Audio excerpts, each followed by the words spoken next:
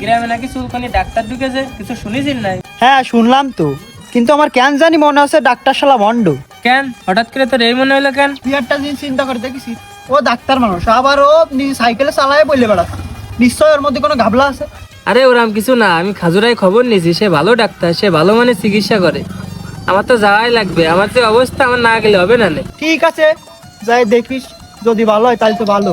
আর হ্যাঁ, এই ডাক্তার শুধু চুলকানির ডাক্তার না, এই ডাক্তার মেলা কিছু চিকিৎসা করে। তো যদি আরো কোনো সমস্যা থাকে তাহলে দেখাতে পারিস। এই ডাক্তার বিদেশ থেকে পড়ালেখা করে আইছে। কোন দেশেতে পড়ালেখা করে আইছে? উলুলুলু। কি লুলু? উলুলুলু। আবার কোন দেশ? এই দেশের নাম তো আমি কোনোদিন শুনিনি। মুন কান্ট্রি, রকেটে করে জাতি হয়। আচ্ছা শুনলাম ডাব খেলে নাকি চুলকানি কমে রে। হতে পারে। ওই বিশ্বাসের গাছের ডাব বড় বড় হয়েছে, চল খাইয়ে আসি, চুলকানি টলিও কমবে না, চল।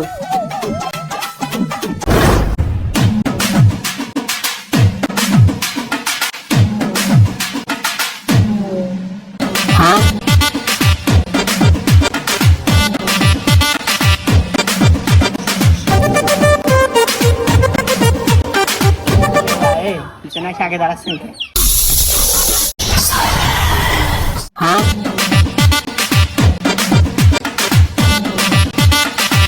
কিরে, তোর গায়ে চুলকানি হয়েছে? তুই না সবসময় সাবান মায়ে থাকতিস, আবার গায়ে পারফিউম মাখতিস। আরে ভাই, এই 2 দিন যাই চুলকনি হয়েছে, চুলকনি চোদনে ঘরে ঘুমাতে পারতিস না। ও এই ব্যাপার। হ্যাঁ বলেন, আপনার কি সমস্যা? ভাই চুলকানির সমস্যা, চুলকানি চলে পাশা দাঁড়ালে গেছে। এই, আমি তোর ভাই না, আমি ডাক্তার। দাঁড়া, তোর ওষুধ দিচ্ছি।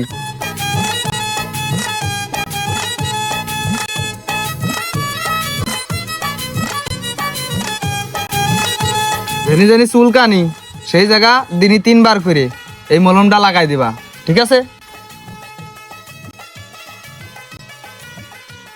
হ্যাঁ বলেন, আপনার কি সমস্যা? সমস্যা তো ওইটাই, কোনটা? ওই যে চুলকানি। ও এই করেন দিনি।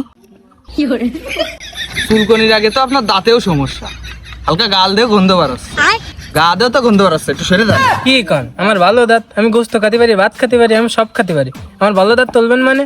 আরে আপনি একটা জিনিসটা বুঝতে পারতেছেন না, আপনার ওই দাঁত থাকলে কত কিছু হবে না, তা আপনি কি জানেন? পাগল লোক কোনকে।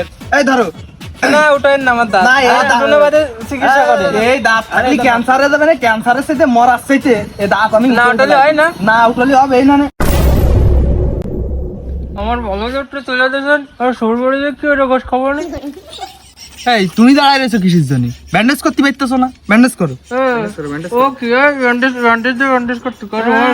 তুমি ভগবান ডাক্তারের কাছে এসে তুমি ব্যান্ডেজ খুঁজতেছো। এই ব্যান্ডেজ করো না, ব্যান্ডেজ করো।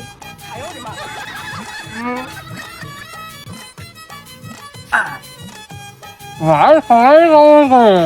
পাগল লোক নাকি? 2 পাশে যে ফাঁক রয়েছে, লিকুইড খাবার খাওয়া, ভিতর দিয়ে যাতে যায় যেরকম ডাল, তরল জিনিস। আরে 3-4 দিন ভাত না খালি কি হয়, কোনো সমস্যা নেই। এই ওষুধ দাও না, আর চুলকানির ওষুধ কালকে দিবা না, কোনো সমস্যা নেই, আজকে ওষুধটা খাই।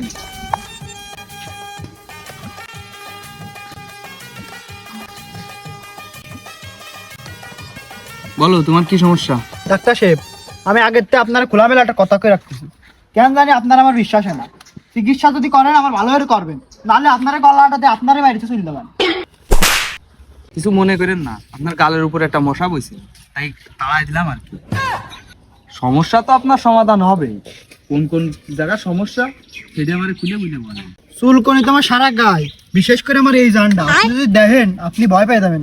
ও তো কোনো সমস্যাই না, বাড়ি শিরিষ কাগজ আছে, শিরিষ কাগজ দিয়ে সুন্দর করে ওই জায়গাটা ভালো করে সুন্দর করে ডলে নেবেন, সুন্দর করে পরিষ্কার করে আমি যে একটা মলম দেবো, ওই মলমটা সুন্দর করে 3 দিন মতো মাখবেন। মাখার পরে যদি না সারে, চিন্তার কোনো কারণ নেই, 3 দিন পরে আমার সাথে দেখা করবেন, আমি আর একটা এটা মলম দিয়ে দাও।